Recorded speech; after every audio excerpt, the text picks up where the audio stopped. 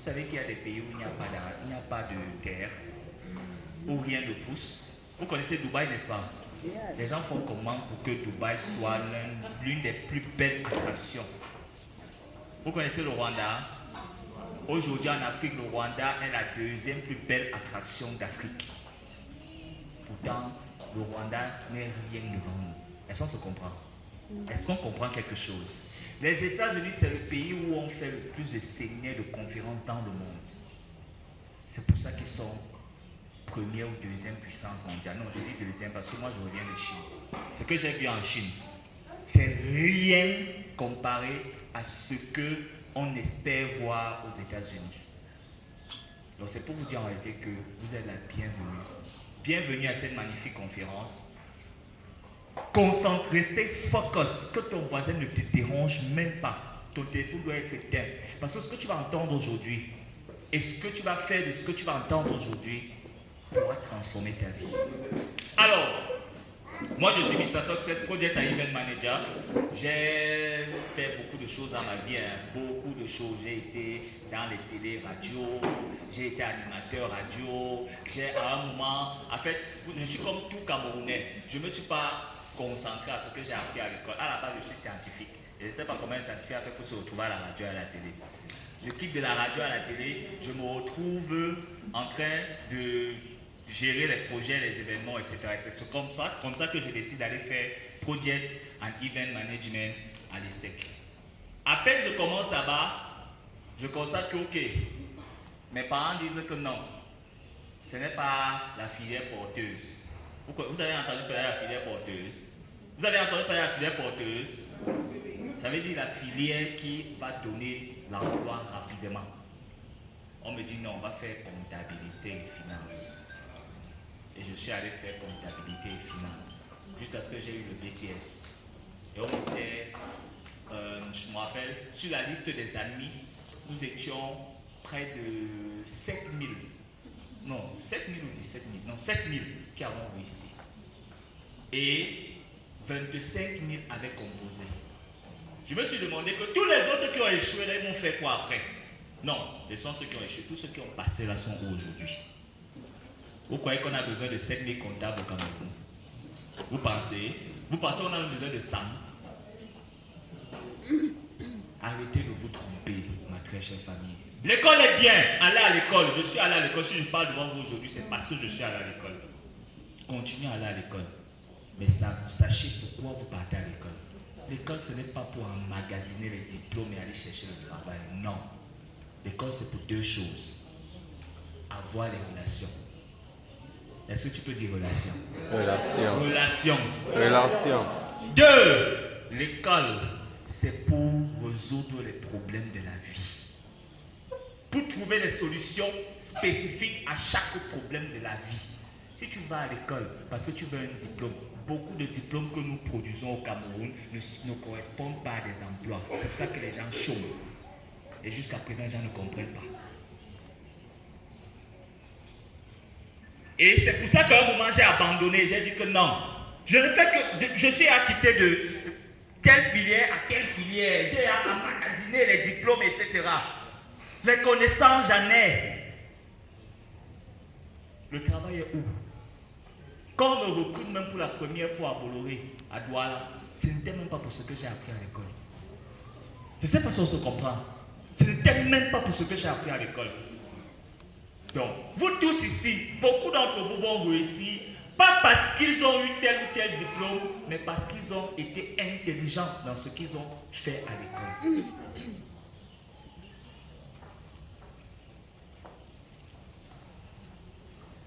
Lisons ensemble ce qu'on dit ici. Les gens les plus riches au monde cherchent... Non, on reprend. Parler même. Ouais, même parler. On reprend. 1, 2, 3. Les gens les plus riches au monde recherchent des réseaux. Tous les autres recherchent un emploi. Tous les autres sont les qui?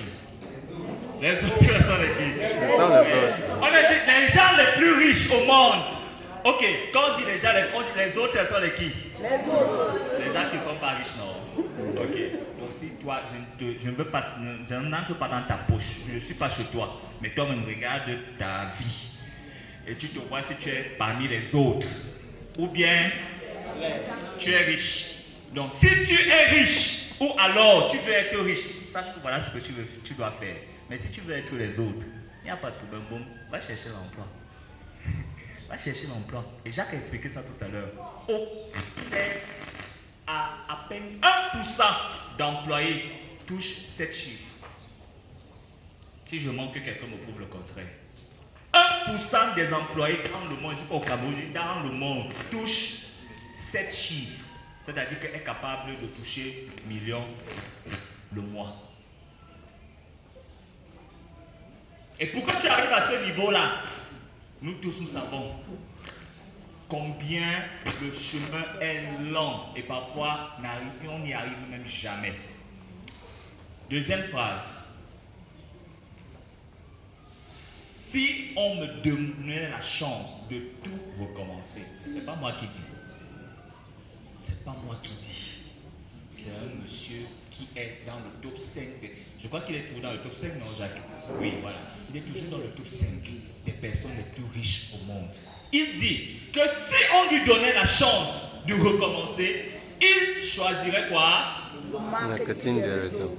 D'accord. Ce qui me plaît, c'est que quand on va sortir là, je ne sais pas encore si c'est de ça qu'on va parler. Je vais aussi choisir ça comme ça. Si il arrivait que c'est de ça qu'on parle aujourd'hui, il y a des gens plus intelligents que ce monsieur, plus riches que ce monsieur, plus forts que ce monsieur, qui vont aller dire d'ailleurs que ils ont invité à un truc qui est comme l'arnaque. En fait, Bill Gates nous dit que si on lui donnait la chance de tout recommencer, il allait aller faire un business qui est une arnaque. Et vous voyez que ça ne peut pas être vrai, n'est-ce pas? C'est incongru, c'est impossible. Regardez cette image. Vous connaissez ces trois messieurs? Lui, vous le connaissez, n'est-ce pas? Mark Zuckerberg, Facebook. Lui, tout à l'heure, on l'a vu, Bill Gates. Voilà. Et je dis toujours aux Camerounais et à tous ceux que je rencontre dans le monde, le plus vous allez laisser ces gens continuer à être plus riches, trop riches, ils vont toujours vous dominer sur tous les plans. Parce que l'argent a le pouvoir. Pendant que vous cherchez à aller travailler dans leurs entreprises, vous leur permettez d'être encore plus riches. Et vous ne pensez pas créer vos entreprises. Et le plus ils seront riches, vous savez que c'est sur le net partout, c'est pas moi qui invente. C'est lui qui a créé le corona, non? Personne ne sait, vous ne savez pas. Allez sur YouTube, allez chercher, allez vous informer. C'est lui qui développe ça. Oui. En 2005, lors d'une de ses conférences, TEDx, il a annoncé que si on créait un virus qui pouvait immobiliser les gens pendant des années, qu'il faut la technologie va arriver à ce niveau. Il a prédit ça et il l'a fait. Pourquoi? Il a l'argent. Mais si toi, tu veux toujours rester dominé, il n'y a pas de problème. Même ton petit emploi que tu as en ce moment, Corona va venir enlever ça. Parce que quelqu'un en haut là-bas dit que non, moi j'ai déjà beaucoup d'argent. Est-ce que vous savez qu'il est en train de mettre, il veut créer des mouches, des moustiques qui vont envahir le monde. Vous savez ça? C'est pas encore arrivé ici, mais il est déjà en train de tester ça dans certains pays. Des moustiques qui vont envahir le monde. Soyons sages, notre très chère famille. Et ces personnes nous montrent, ce chemin nous montre en réalité que le marketing de réseau dont on parle, dont on a parlé tout à l'heure, est le business qui produit le plus d'argent dans le monde. Mais les gens font semblant de ne pas voir. Devant les jeux vidéo, devant la musique, devant le cinéma. Jacques.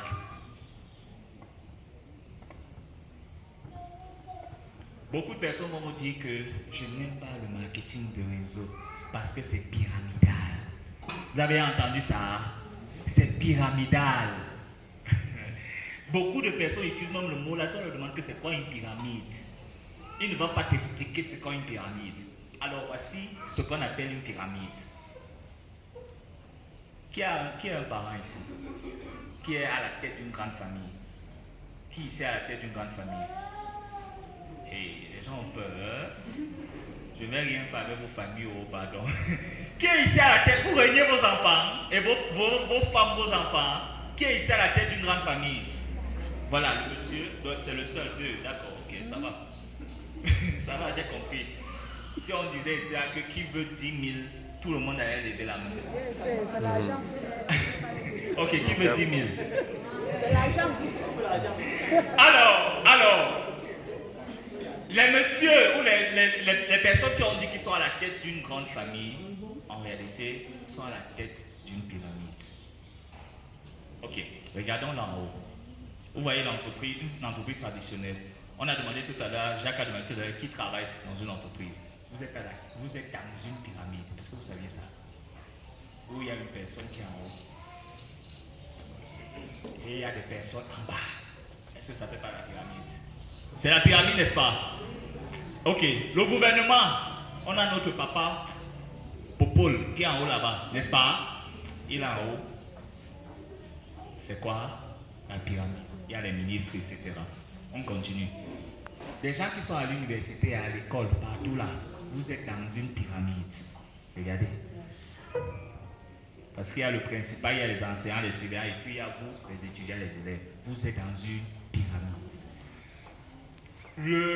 Là, c'est une monarchie et tout. Maintenant, le marketing de réseau. La conclusion, c'est que c'est aussi une... Mais la seule différence, c'est qu'il y a une différence entre le fonctionnement pyramidal et la forme pyramidale. En réalité, si on parle du fonctionnement pyramidal, si on parle de la forme pyramidale, autant pour moi, tous dans le monde est structuré de manière pyramidale. Ceux qui croient en je ne sais quel Dieu, c'est toujours pyramidal. Il est en haut là et vous êtes en bas. Ceux qui sont à l'église, en haut là, il y a les prêtres et tout, après vous êtes en bas. Tout dans ce monde est sous forme pyramidale. Mais le fonctionnement n'est pas toujours pyramidal. Je ne sais pas si on se comprend. Le fonctionnement pyramidal veut dire quoi? Il y a une personne en haut qui profite de tout ce qui se passe en bas. Et le seul espace où il y a véritablement une fonction pyramidale, un fonctionnement pyramidal, c'est très souvent dans les entreprises traditionnelles. Où tout le monde qui travaille là en bas, en fait, c'est un monsieur qui est en haut. C'est lui qui décide de quand tu manges, quand tu vas doter ta femme, quand tu vas te marier. Il a la capacité de te dire que je ne veux pas que tu accouches maintenant. C'est arrivé à personne dans cette salle. Que tu travailles en entreprise, ton patron te dit que si tu veux garder ton emploi, ne tombe pas enceinte maintenant. Au moins dans 3 ans, le temps que notre entreprise décolle. En réalité, il ne dit pas notre entreprise, il dit son entreprise. Le temps que mon entreprise décolle, c'est après ça que toi, tu vas tomber enceinte. En fait, c'est lui qui décide de tout. Mais le marketing de réseau n'est pas comme ça. Et on va expliquer ça tout à l'heure. Jacques, est-ce que vous pouvez applaudir pour cette image, s'il vous plaît? C'est le business qu'on doit faire de nos jours. Tout le monde doit faire ça. Middleman. C'est quoi un middleman? Un middleman, le marché de Tchad à quel niveau? C'est à quel niveau? Okay. Bon, si on vous demande d'indiquer le marché de Tchad, c'est ici en bas. Les Camerounais. C'est ça que Uber ne peut pas venir en Afrique. Parce que Uber ne peut pas. Uber, c'est pour ceux qui connaissent Yango. Uber, c'est l'application qui permet en fait de prendre un taxi course ou alors quand ils vont arriver ici au Cameroun, on va leur demander, Google va demander en fait que où est le marché. On va dire que c'est quelque part là-bas. Et vous savez ce qu'il va dire? Votre itinéraire est recalculé. Faites demi-tour. Parce qu'en fait, c'est ça. Ok, bon, le marché est quelque part là-bas, admettons ça comme ça. Alors, au marché, vous connaissez certainement ce qu'on appelle les tacleurs. des awasheurs. Des abacheurs, c'est quoi? Apacheurs. Oh, et Dieu. Apacheurs. Vous les connaissez, n'est-ce pas? Les gens que quand tu arrives, ils sont au marché. Les gens que quand tu arrives, ils te disent, tu veux quoi? Il sait que tu as un besoin, il sait que tu n'es pas venu au marché au hasard. Il sait que tu veux le pantalon ou la chaussure. Et il te dit, tu veux la chaussure? Ok, il part chercher la chaussure. Au moment où il cherche la chaussure, il revient te dire que, en fait, je suis aussi venu avec le pantalon parce que le pantalon marche avec la chaussure. Et la ceinture marche avec les trois. Donc si tu mets les trois là, magnifique. Et il n'a pas fini parce qu'il va te demander la chemise. Est-ce que tu vas alors porter le pantalon sans la chemise? Et si tu es un responsable, il va te dire que non, tu ne peux pas faire tout ça sans mettre la veste. Mais ce qui se passe en réalité, c'est que lui, il est déjà allé négocier les prix depuis. Et le pantalon qui coûte 10 000, il va venir te vendre, il va s'arranger avec le monsieur pour que tu achètes ça à 15 000. Lui, il aura combien? 5 000 de bénéfices. Qu'est-ce qu'il a fait? Il allait prendre le client qui veut le pantalon. Il allait connecter au vendeur. Lui, c'est qui dedans? Rien. Mais qui a gagné? C'est lui. Parce qu'il vend le pantalon à 15 000, il a 5 000, le monsieur s'est appris 10 000, toi tu as sorti 15 000. En fait, vous deux, vous avez dépensé. Parce que toi, tu as vendu un article de 10 000 à 15 000. Dans les 10 000 là, il y a le loyer qu'on va enlever. Il y a les impôts, il y a tout ça qu'on va enlever. Donc à la fin, celui qui a gagné, c'est lui. Parce qu'on va enlever quoi sur lui? Rien. Il ne va payer ni impôts, ni taxes, ni loyer, ni lumière, ni etc. C'est lui qui a gagné. Maintenant, ce que les Bill Gates, Robert Kiyosaki et tout le reste disent que ce type de business, nous tous nous faisons ça. Mais maintenant, il faut juste rendre ça professionnel. Dès que tu as vendu ce type de business, imaginez-vous que ces gars se transforment en une véritable entreprise. C'est ce que YouTube a fait. Vous savez que YouTube ne produit pas les vidéos, non? YouTube ne monte pas les vidéos. YouTube ne fait pas les vidéos. YouTube est là, vous faites des vidéos, vous venez mettre, et les gens qui veulent voir, voient. Et qui se fait de l'argent? YouTube. Pareil pour Facebook. Facebook ne produit pas de contenu. Vous partez faire vos photos au selfie là-bas. Tu viens, tu mets. Les gens regardent, qui se fait de l'argent? Facebook. Pareil pour Amazon. Pareil pour Google. Toutes ces grandes entreprises-là. Et c'est ce que les Robert Kiyosaki, Bill Gates disent qu'on doit faire au 21e siècle. Arrêtez d'aller faire des business conventionnels. Arrêtez d'aller créer des boutiques. On ne dit pas que faire la boutique n'est pas bien, mais on dit qu'au 21e siècle, tu dois faire un business qui touche le monde entier. Ta boutique, ce n'est que Tchang, les gens de Tchang qui connaissent ta boutique. Qui a une boutique ici?